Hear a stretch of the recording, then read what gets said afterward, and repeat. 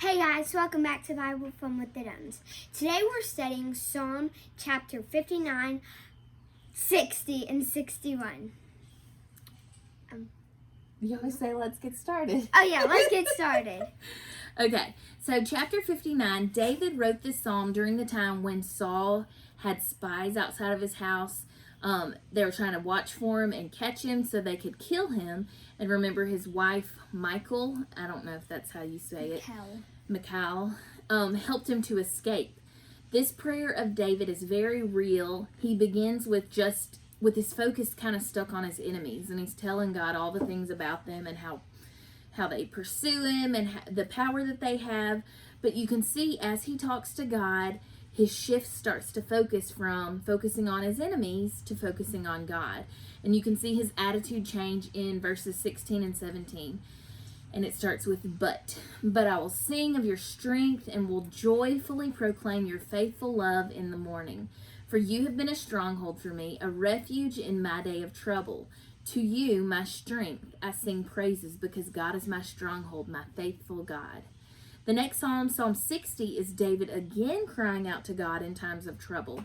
Verses 11 and 12 say, Give us aid against the foe, for human help is worthless. With God, we will perform valiantly. He will trample our foes. David knows that victory truly comes from God and God alone, not in the size of your army. He has seen defeat that had nothing to do with how big his army was. He has seen defeat that had nothing to do with human power. He knows God is where the victory comes from.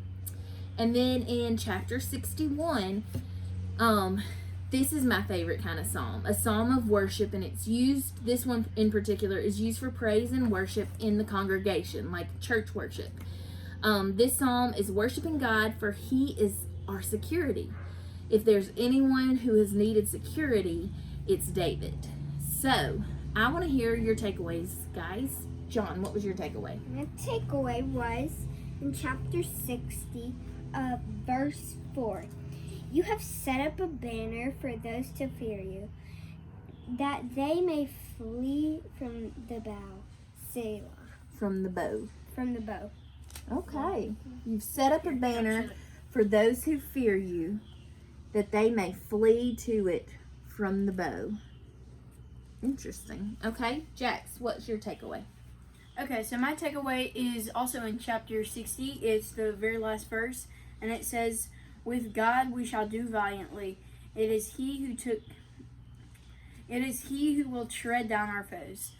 Okay, so in that it's telling us, so I like how throughout this whole thing in Genesis, in 1 Samuel, and Daniel, God has led His people and He's helped them out in times of trouble and in battle.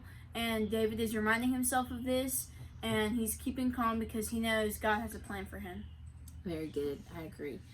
So my takeaway today, in case you didn't notice as I was recapping the different chapters, is from Psalm 61. It's David worshiping God for being his security.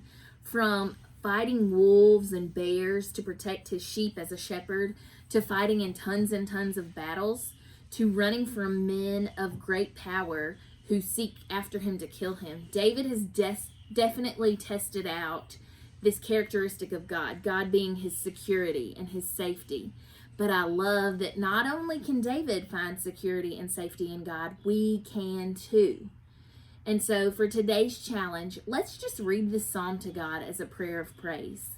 It says, God, hear my cry. Pay attention to my prayer.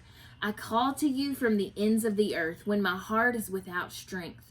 Lead me to a rock that is high above me, for you have been a refuge for me, a strong tower in the face of the enemy. I will dwell in your tent forever and take refuge under the shelter of your wings. Selah. God, you have heard my vows. You have given a heritage to those who fear your name. Add days to the king's life. May his years span many generations. May he sit enthroned before God forever. Appoint faithful love and truth to guard him. Then I will continually sing of your name, fulfilling my vows day by day. Amen. All right, friends. Y'all spend that time worshiping God and thanking God for how He takes care of us. He's our safety. He's our security. See y'all tomorrow. Bye. Bye.